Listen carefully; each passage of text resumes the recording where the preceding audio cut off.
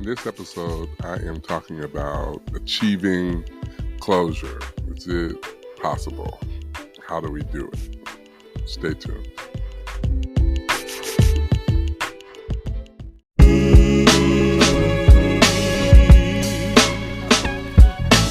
Season whistle. Season whistle. What's up? This is Dominique Beaumonte, and you are listening to Season with Salt, the podcast.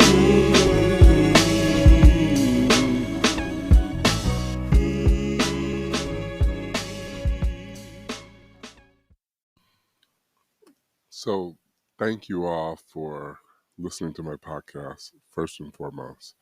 This is episode 199, which means that it's likely that you're listening to this and you have listened to at least 100 or one of 198 of my previous episodes. I'm going to assume that, and I'm going to tell you thank you. This episode is about getting closure. I'm not really sure. So I wrote some things down because I wanted to make sure that I said everything that was on my mind. I try not to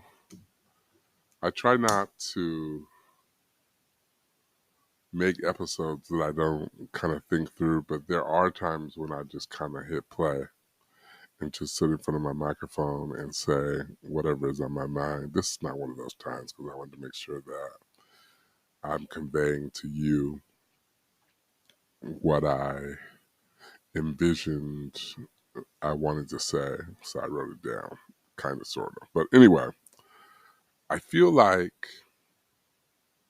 I'm always doing like episodes about walking away from things or starting over or moving on. But it occurred to me that the older you get, and I'm 40 something, the more common it is to be presented with opportunities to reflect on your purpose and what it means for wherever you are in life. All the good books, from my perspective, these days that are out are about launching and starting fresh and retooling and making sense of a mess. But there doesn't seem to be a lot of books that talk about healing from things that you left behind. And I feel like I come in contact with people every day that are wrestling with the trauma of their past, whether they brought that into their intimate relationships, their working relationships. They're wrestling with something from the past, whether they know it or not. And in my own reflection, I realized that it's easier to navigate what we mean when we say closure within the context of an intimate relationship, but it can be more difficult to navigate closure when we're talking about leaving a job or retiring after a long career or becoming an empty nester because your kids move out or losing a close friend, somebody that you're not necessarily intimate with, but somebody that you were close friends with, or even terming out of a leadership position, whether that be a community leadership position, a church leadership position, a professional leadership position. So I'm thinking about closure within that context. I'm currently going through a major transition in one of those areas. I won't say which one, but people who know me probably know which one. One of these days I'm going to probably write a book about the last 100 days of my life. But anyway, I'm not going to over indulge in that at this particular time because I don't want to get sued or, life is crazy. Anyway, so Let me just read you this quote from a licensed social worker and chief clinical officer, Sal Reichbach. And this person is from the Haven Health Management. He or she, because I don't know what the person's gender is, because I can't tell. I'm going to assume it's a gentleman. Said, closure is that feeling of completeness and finality that comes with the end of a relationship. So he he imagines or identifies closure as a feeling, which is interesting, as a feeling.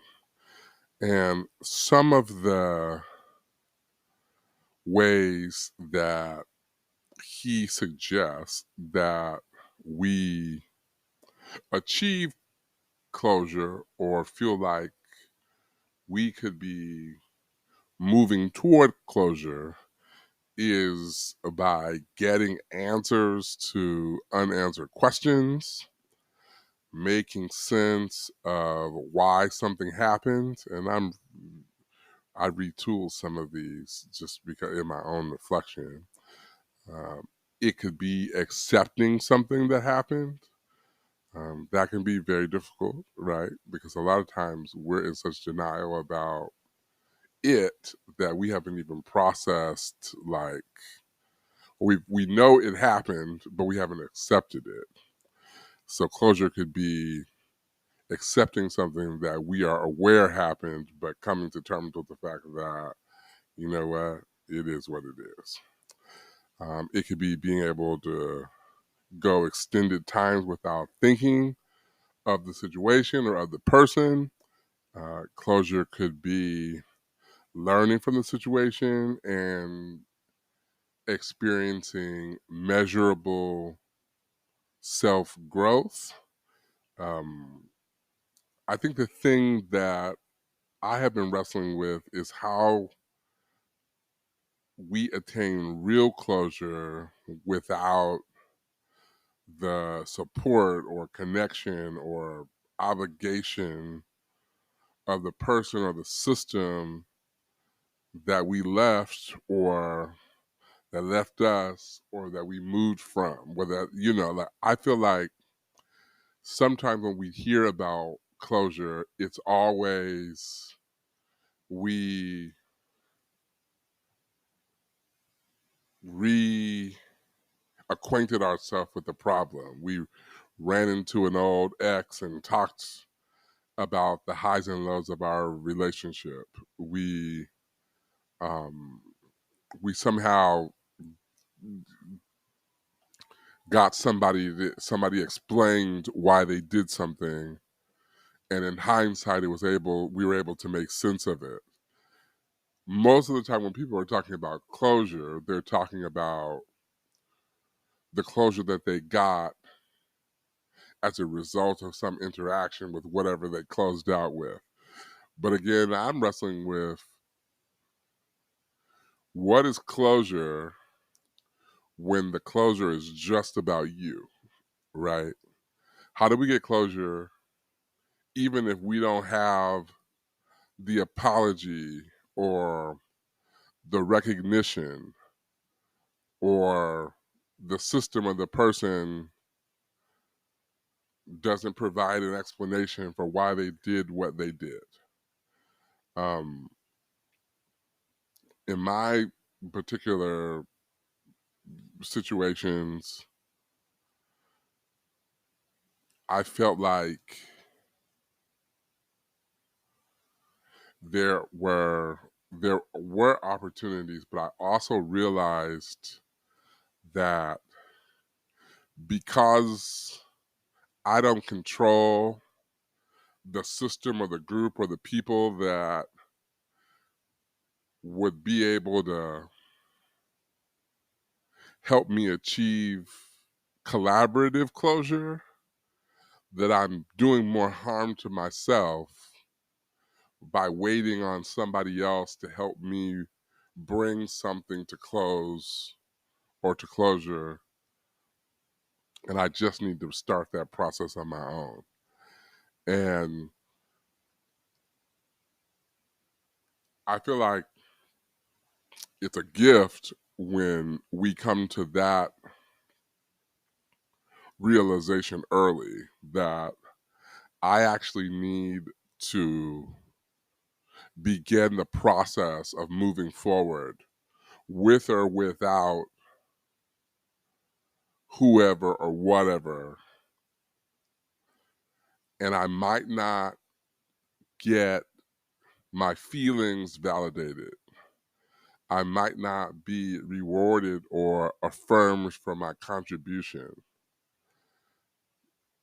I might not ever get the acknowledgement that I was right or even that I was wrong. Like, I might not get an explanation for why and how it happened, but I have to begin the process of moving on. You know, it's really hard because sometimes we feel like people and systems owe us, and our moving on, our growing past things are contingent upon people doing what we believe that they owe us. And it's almost like being in prison because sometimes the people and the systems that we think owe us don't even have the capacity to pay us back, don't have the capacity to tell the truth, don't have the capacity to say, or even to explain why something happened, right? So I done got off because I got away from my notes because I just started reflecting. So it's almost like we can be held hostage by this expectation that closure has to be collaborative, and it doesn't. It doesn't. So here are some of the things that I have been thinking about that have been helpful to me in this season. Some of them are like affirmations, some of them are realizations, some of them are just me coming to terms with specifically what's going on in my situation. But I'm hoping, my prayer is that they will be helpful to you. The first thing is, and I'm reading this because I want to make sure that I say it in the way that it came to me or in the way that I am holding myself accountable. The first thing is that we have to decide, or let me read it how I wrote it. Decide what you can and cannot own. You cannot own other people's actions and choices. Reflect only on what you feel you can do better next time. But don't hold yourself accountable for what you cannot change or people that you cannot change. And sometimes, so there's a process that I think we all go through, especially if you're self-reflective. And sometimes it can be harmful. We can be harmful to ourselves because we're trying to take responsibility for something that we may have done to have gotten ourselves in a situation. And sometimes it has nothing to do with us, even though it's about us or even though it involves us. And so one of the things that I think is really, really important is separating what happened to you from what you did or didn't do. Because you can victimize yourself and then you have this internal struggle where not only do you have to forgive a system or a person that is unavailable, but you have to navigate like your own disappointment, if that makes sense. Like you got to figure out, and you can't rectify it, right? Like you can't go backwards and change, and you're just assuming that you did something wrong or that you could have done something different and you don't know. So you cannot be imprisoned by what you cannot control, but you also can't be a prisoner of your own self-criticism.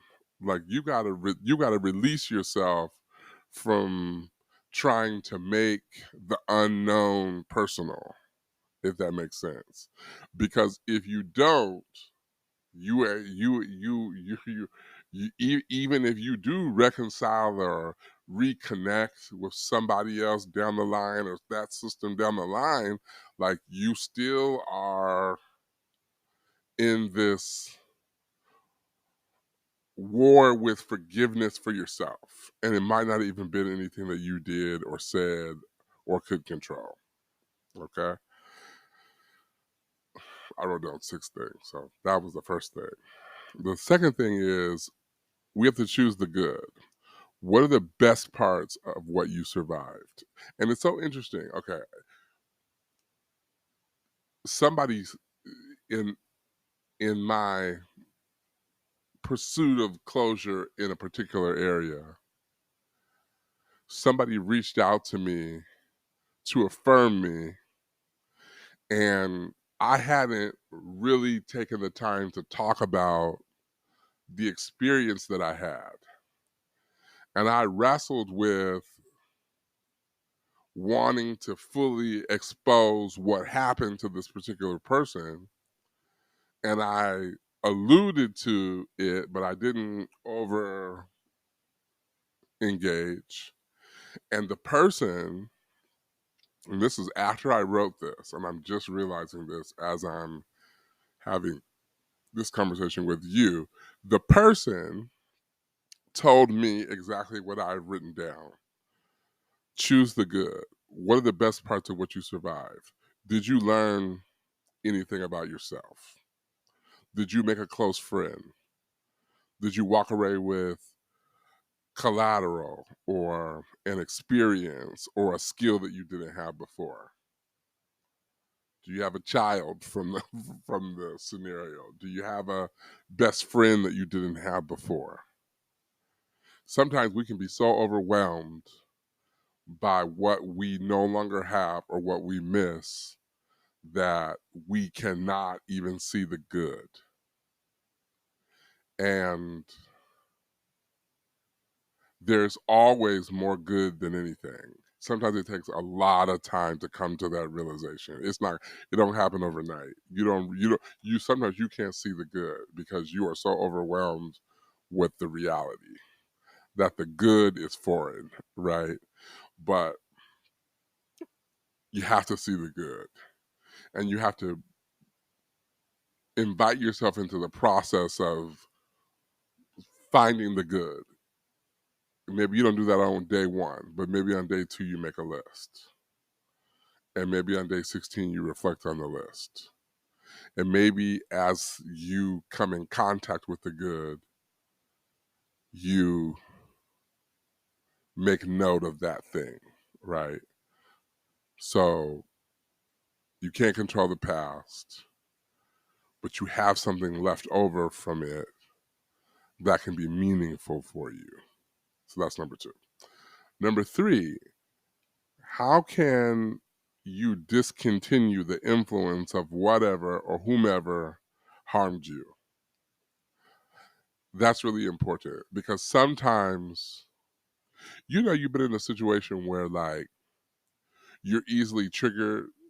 The thought of a person, the mention of their name, like causes you to go back into like your memory vault and you start picking up things like you start reliving occasions and you start trying to make sense of things in your mind and you realize that you're wasting time because you can't redeem something that has already happened. But there are some things that we do to allow whatever we left or whatever we were trying to get closure from to live rent free, right? We let it exist because we don't know how to turn it off or we don't know how to let it go. And honestly, the first thing that we have to do is realize, it's like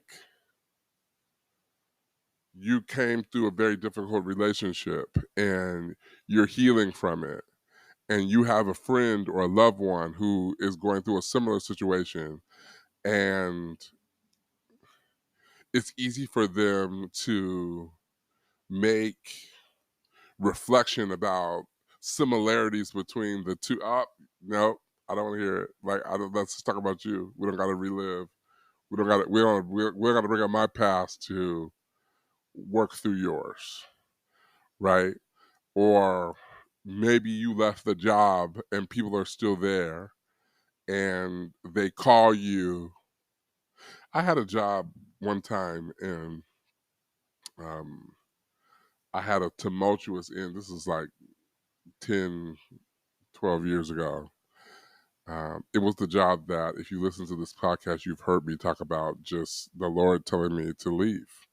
And I left. Like, the Lord gave me a dream. I, He revealed some things to me. I put in my notice, and without a plan, I moved on. I didn't have anybody in that situation who I spoke to after the situation was over. And that probably was for the best, because it really helps me to heal quicker. But I'll tell you what also helps to bring closure to that season of my life, because I probably needed somebody to process that season. Like, I walked out of that. I didn't want to go, like going away celebration. I didn't have any of that. I waited until everybody was gone and went to clean my office, and I walked out of there. And for the most part, I never spoke to any of those people again. And a few of the people, like, I followed on social media, or I seen choices that they were making in life, and for me it was just most healthy to just move on.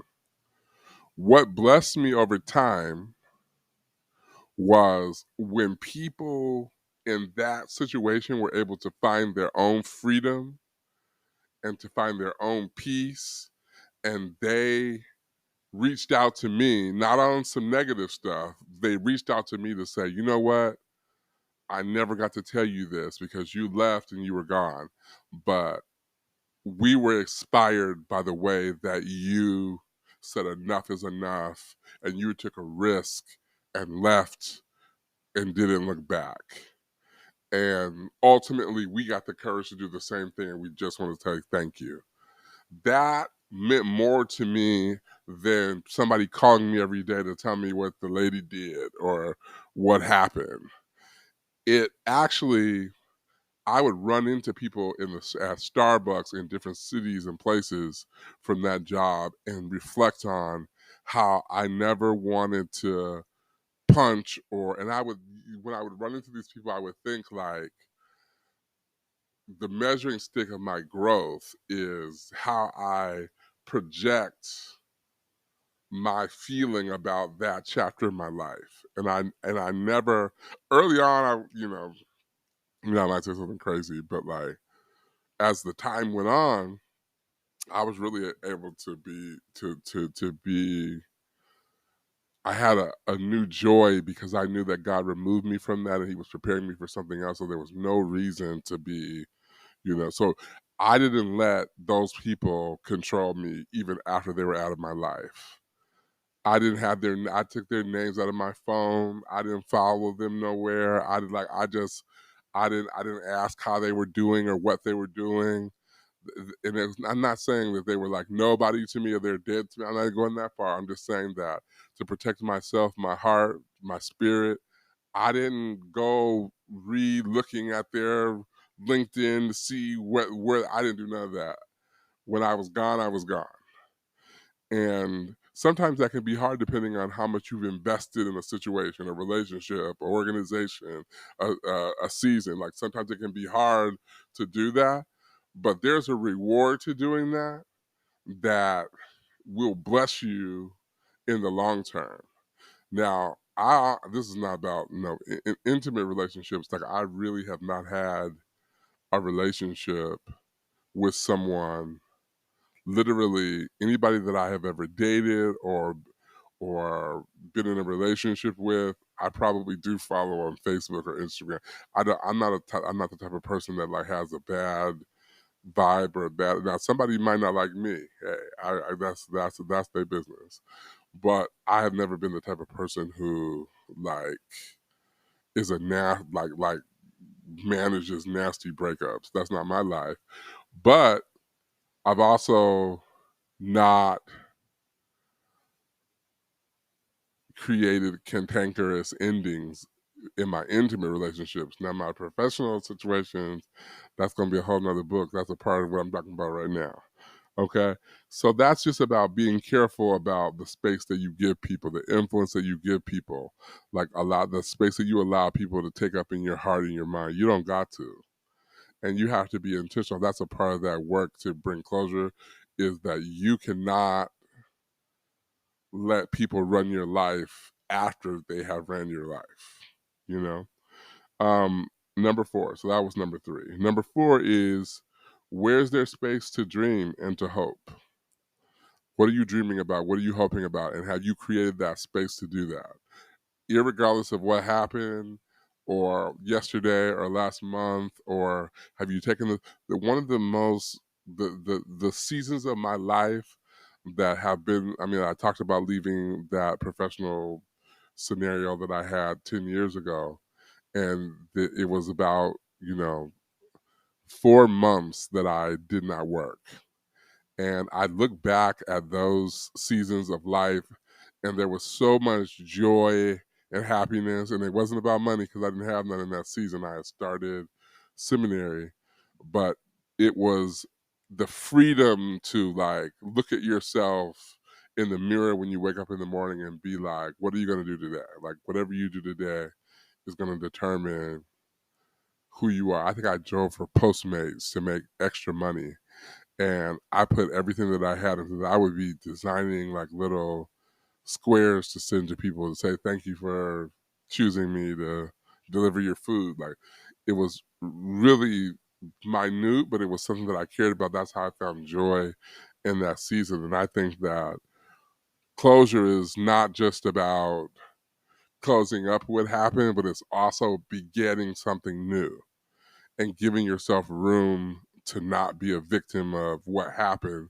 but giving your not just be a victim of what happened, but giving yourself room to project into the future. So that's number 4. Number 5 is, what did you have before that you didn't lose? What did you have before that you didn't lose? What did you have before that you didn't lose? What did you lose in the process that you can get now? What can you get back? And then number 6 is, what can you prioritize while you're in your healing season?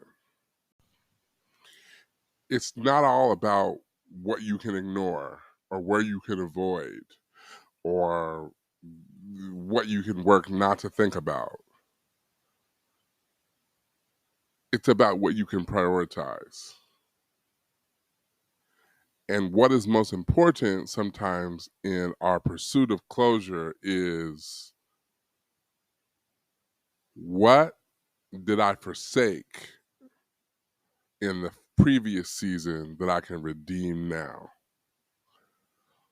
What didn't I have time to do that was important to me that I can do now while I'm in this healing season? And how can I get back to me? How can I get to a place where I'm whole enough not to get in similar situations because I have enough experience now to know or see red flags? And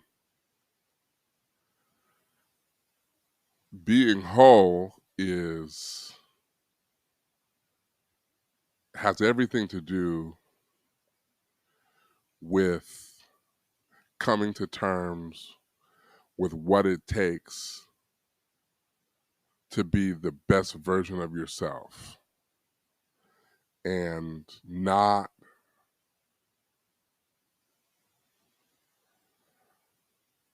being a victim of what you can't control, but deciding how to move forward, what to prioritize. This is a quote I want to read from Ellen Goodman. Here's what Ellen says. There's a trick to the graceful exit. It begins with the vision to recognize when a job, a life stage, or a relationship is over, and then simply let it go. It means leaving what's over without denying its validity or its past importance to our lives. It involves a sense of future, a belief that every exit line is an entry, that we are moving up rather than moving out. My girl Iyanla said something very similar. I don't know if you rock with her or not, but this is what she said. Speak and live in simple sentences. Bring closure. Put a period to those experiences that you don't want to carry on forever and ever. Use commas in those spaces where you're still growing, and use exclamation points at the end of every lesson. I love that. So, closure is a process. It doesn't have to include other people. It can be all about you. It takes inner strength that sometimes you find that you don't know you have.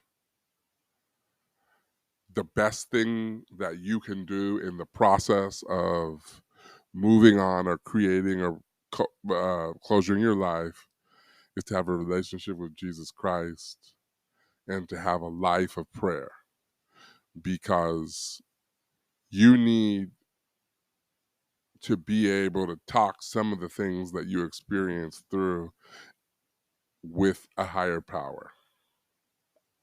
I think therapy is important. I think journaling and spending time with people who care about you, who are committed to your wholeness as a person is important. I think doing things that you love are important. I think finding new things to love, equally important. I think being careful who you center yourself in, where you center yourself at is important. I think you have to be careful not to be taken advantage of by systems that know you're vulnerable when you're in a space where you're trying to create closure in your life. And I think you just have to be intentional and serious about it. Period. I want to say a word of prayer for those that are still listening.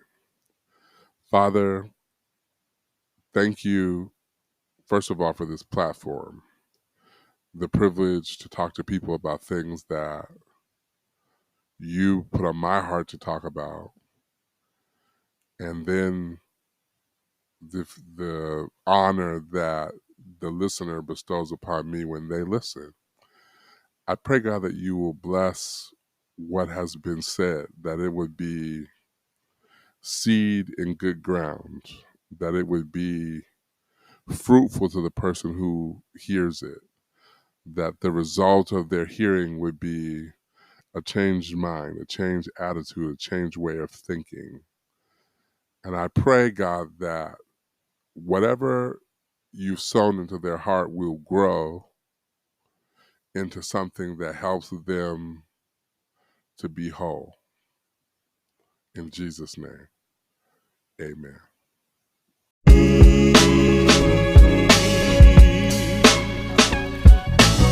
Season